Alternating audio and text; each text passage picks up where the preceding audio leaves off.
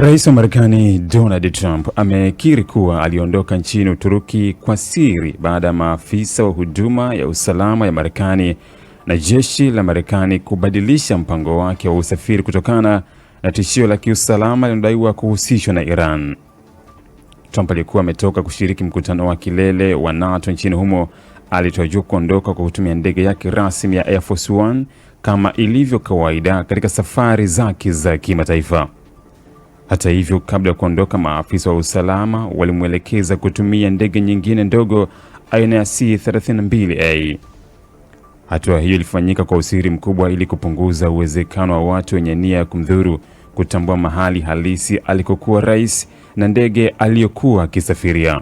Kwa mujibu wa taarifa zilizoripotiwa na Washington Post, Trump aliondolewa kwenye Air Force One kwa njia iliyolenga kutovutia tahadhari, akitumia gari maalum la huduma ya chakula lililokuwa limeunganishwa na ndege hiyo kabla ya kuhamishiwa kwenye C-32A iliyokuwa tayari kwa safari. Wakati huo Air Force One iliendelea safari kama kawaida ikiwa na maafisa wa ikulu, walinzi, wafanyakazi na wasaidizi pamoja na waandishi wa habari. Mpango huu ulifanya ndege hiyo ionekane kana kwamba bado ilikuwa imebeba rais, wakati ukweli ulikuwa ni kwamba Trump alikuwa tayari ameondolewa humo. Kwa kufanya hivyo, maafisa wa usalama walitengeneza hali ya sintofahamu ambayo ingeweza kumzuia mtu anayefuatia safari ya rais kujua kwa hakika ndege aliyokuwa akisafiria. Trump baadaye amethibitisha mwenyewe kwamba maafisa wa huduma ya siri na jeshi walimtaka atumie ndege tofauti, akisema alifuata maelekezo yao kwa sababu ni jukumu lao kutathmini vitisho na kuamua hatua zinazofaa kuchukuliwa. Rais huyu alieleza kwa mtazamo kwamba katika mazingira hayo hana sababu ya kupinga maamuzi ya wataalamu wanaohusika na usalama wake. Hata hivyo, Trump pia alisema anaamini ndege aliyokuwa amehamia nayo huenda ilikuwa katika hatari kubwa zaidi kuliko Air Force One ikiwa taarifa kuhusu safari yake zingefahamika.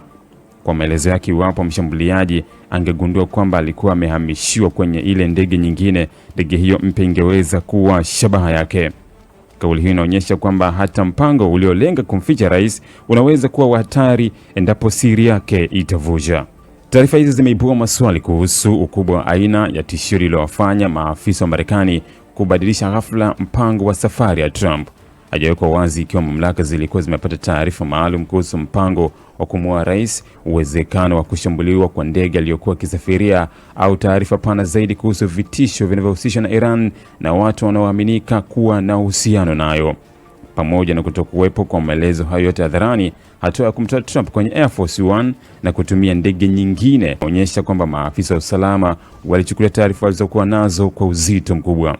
Mkurugenzi wa mawasiliano ya ikulu amesema rais ana maadui wengi na kwamba mamlaka za Marekani hutumia kila njia inayopatikana kuhakikisha usalama wake, ingawa kutoa maelezo yote kuhusu chanzo au ukubwa wa tishio hilo.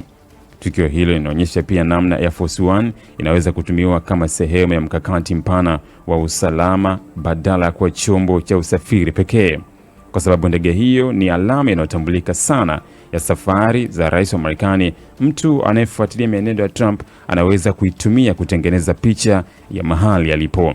Kuiacha ndege hiyo iondoke Uturuki ikiwa na watu wengine, huko rais akiwa kwenye ndege tofauti, kuliongeza kutokuwa na uhakika kuhusu eneo lake halisi.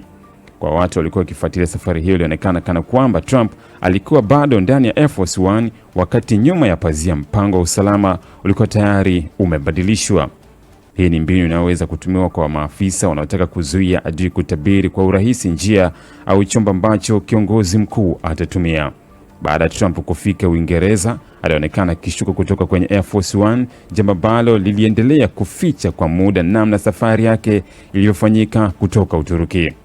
Hali hii ingeweza kufanya ionekane kwamba rais alikuwa amesafiri moja kwa moja ndani ya ndege hiyo kutoka Ankara. Taarifa zilizotolewa baadaye zilieleza kwamba alikuwa amehamishwa kwenye ndege ya kijeshi ya C-32A. Maelezo yote kuhusu namna alivyohamishwa tena au jinsi ndege hizo zilivyounganishwa katika mpango wa safari hajawekwa wazi, jambo ambalo linaweza kuwa sehemu ya usiri unaotajika katika operesheni za kumlinda rais. Katika mazingira tishio, kutoa maelezo mengi kuhusu njia zilizotumiwa kunaweza kuwapa watu wenye nia mbaya taarifa zinazoweza kuwasaidia kufuatilia mienendo ya rais. Tukio hilo limekuja wakati mvutano kati ya Iran na Marekani ukiwa mkubwa, hali ambayo imefanya vitisho vinavyoweza kulenga viongozi wa Marekani kuchukuliwa kwa uzito zaidi.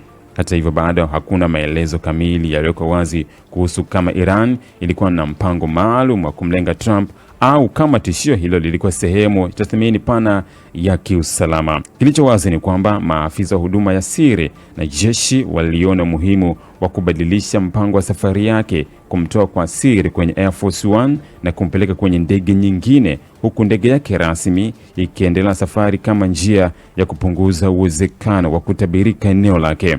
Tukio hili linaonyesha kiwango cha usiri na tahadhari kinachoweza kutumika kumlinda rais wa Marekani pale maafisa wanapoamini kwamba kuna tishio ambalo linaweza kuhatarisha maisha yake. Naitwa Onesmo Sangalali. Ili kuwa mwanafamilia bora wa Global TV, usisahau kusubscribe, like, kushare na kucomment. Baada ya kusubscribe, bonyeza alama ya kengele ili kupata taarifa kwa kila video inayopanda Global TV Online.